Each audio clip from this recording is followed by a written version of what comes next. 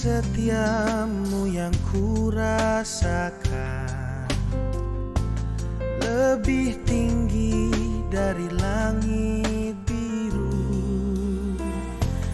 Kebaikanmu yang telah kau nyatakan lebih dalam dari lautan. Berkat-Mu yang telah ku terima sempat membuatku terpesona. Apa yang tak pernah kupikirkan, itu yang kau sediakan bagiku. Siapakah aku ini Tuhan? Jadi biji mata-Mu. Dengan apa kan ku balas Tuhan selain puji dan sembahkan. Shalom Horas untuk kita sekalian. Bapak, Ibu, saudara-saudara yang dikasihi Tuhan kita Yesus Kristus, di hari yang baru dengan sukacita baru, untuk segala kemurahan kasih Tuhan, kita boleh sampai pada hari yang baru ini. Saat ini juga kita mau tetap bersukacita untuk menerima firman Tuhan. Namun terlebih dahulu, mari kita satukan hati kita berdoa. Bapa yang baik, Bapa yang tetap kami kenal dan kami sembah di dalam nama anak-Mu Tuhan Yesus Kristus. Terima kasih Tuhan untuk segala cinta kasih dan berkat-Mu di dalam kehidupan kami. Tentu tiada berkesudahan, Tuhan tetap memelihara perjalanan kehidupan kami hingga sampai pada hari yang baru ini. Saat ini Tuhan kami mau menerima firman-Mu. Tuntun hati dan pikiran kami untuk kami boleh memahami firman Tuhan. Di dalam Kristus Yesus kami berdoa dan bersyukur kepadamu. Amin. Jemaat, saudara-saudara yang dikasihi Tuhan kita Yesus Kristus, firman Tuhan yang akan menguatkan kita di dalam satu hari ini untuk dapat melakukan segala aktivitas kita tertulis dalam Yohanes 1 ayat yang ke-16. Beginilah firman Tuhan.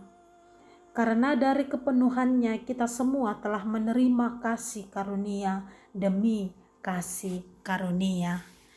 Demikian firman Tuhan. Saudara-saudara yang dikasihi Tuhan kita Yesus Kristus, ayat ini menjadi bagian dari prolog atau pembukaan Injil Yohanes yang tentu menggambarkan bagaimana keilahian Kristus, bahwa Dia adalah firman yang menjadi manusia seperti pada ayat yang ke-14. Yohanes ingin menegaskan bahwa Yesus bukan hanya guru atau nabi semata, melainkan sumber kehidupan dan kasih karunia yang melimpah bagi manusia. Kata kepenuhan menunjuk pada kelimpahan ilahi yang ada di dalam diri Kristus. Di dalam diri Yesus tentu tidak ada kekurangan. Dia justru penuh dengan kasih. Dia penuh dengan kuasa, pengampunan, dan kebenaran. Berarti segala sesuatu yang kita butuhkan untuk hidup ini dan keselamatan ada di dalam Dia. Manusia sering mencari kepuasan dari luar Tuhan, dalam harta, relasi, ataupun pengakuan. Tetapi semua itu adalah hal yang semu dan terbatas. Hanya Kristus yang penuh dan sanggup mengisi kekosongan terdalam hati setiap manusia. Seperti yang dikatakan di dalam Kolose 2 ayat 9 mengatakan bahwa sebab di dalam Dialah berdiam segala jasmani, seluruh kepenuhan kealahan. Tentu kita juga bagaimana memahami kita semua menerima kasih karunia itu secara universal. Tidak ada satu orang yang dikecualikan dari undangan kasih Allah. Yohanes menulis dengan jelas bahwa kita semua, baik orang Yahudi maupun orang Yahudi, baik orang yang kaya ataupun miskin, baik orang yang saleh ataupun berdosa, kasih karunia Allah terbuka bagi siapapun yang menerima Dia. Kita tidak mendapat kasih karunia karena jasa atau kesalehan dalam perbuatan kita, tetapi karena anugerah Allah yang diberikan dengan cuma-cuma melalui Yesus Kristus. Jelas dikatakan di dalam Alkitab ini, kasih karunia demi kasih karunia, berarti mengarahkan kepada anugerah itu yang terus mengalir setiap saat. Seperti gelombang yang datang silih berganti, Allah tidak memberi kasih karunia. Dia selalu memberikan karunia itu secara terus-menerus. Setiap hari ada kasih karunia yang baru. Saat kita jatuh, Dia memberi kasih karunia pengampunan. Saat kita lemah, Dia memberi kasih karunia kekuatan. Di saat kita kehilangan arah, Dia memberi kasih karunia untuk membimbing. Jemaat yang dikasihi Tuhan kita Yesus Kristus, kasih karunia bukan hanya untuk menyelamatkan kita di awal, tetapi juga memelihara kita setiap di dalam perjalanan langkah kehidupan kita.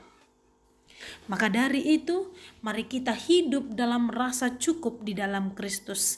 Ketika dunia menuntut lebih banyak, ingatlah, di dalam Kristus kita sudah memiliki kepenuhan rohani. Kita tidak perlu mencari nilai dari pengakuan orang lain, karena kasih karunia yang daripada Dia sudah lebih dari cukup dari segala tuntutan-tuntutan dunia ini. Mari tentu kita juga belajar untuk memberi dari kelimpahan kasih karunia itu. Orang yang sudah menerima kasih karunia akan menjadi saluran kasih bagi sesama untuk mengampuni, sesama untuk saling menolong, dan sesama untuk saling mengasihi tanpa pamrih. Dan juga kita mau diajak untuk selalu mensyukuri kasih karunia itu setiap hari. Setiap hari adalah bukti anugerah baru dari Tuhan, baik itu nafas pekerjaan, baik itu pekerjaan kita, baik itu keluarga kita, atau bahkan tantangan hidup adalah kesempatan untuk merasakan kasih karunia demi kasih karunia melalui Tuhan kita Yesus Kristus. Maka dari itu jemaat yang dikasihi Tuhan kita Yesus Kristus, hidup orang percaya bukanlah hidup yang kekurangan, tetapi hidup dalam kelimpahan kasih karunia Kristus. Mari kita terus bersandar pada kepenuhannya dan menjadi saksi dari kasih karunia yang tiada pernah habisnya. Seperti yang tertulis di dalam 2 Korintus 12 ayat 9 mengatakan, kasih karunia-Nya cukup bagiku, sebab justru dalam kelemahanlah kuasanya menjadi sempurna. Mari kita nyatakan kuasa Tuhan di dalam hidup kita, bahwa kuasanya begitu sempurna. Amin. Kita berdoa. Terima kasih Tuhan Allah untuk firman-Mu yang boleh kami dengar pada saat ini. Di hari baru, di sukacita yang baru, dan di dalam kasih karunia yang baru, Tuhan tetap menyatakan, Tuhan tetap memberikan segala berkat di dalam kehidupan kami. Maka dari itu Tuhan, ketika kami sudah menerima kasih karunia itu lebih dulu dari Tuhan, ajarkan kami untuk tetap mampu menyalurkannya kepada sesama kami. Ajarkan kami untuk saling menolong, saling mengampuni di dalam kasih yang daripada Tuhan. Tuntun kami Tuhan di dalam perjalanan kehidupan kami satu hari ini, supaya apapun yang kami lakukan boleh sesuai dengan kehendak Tuhan. Di dalam Kristus Yesus kami berdoa kepadamu. Amin. Dengan apa kan ku balas Tuhan selain puji dan sembah?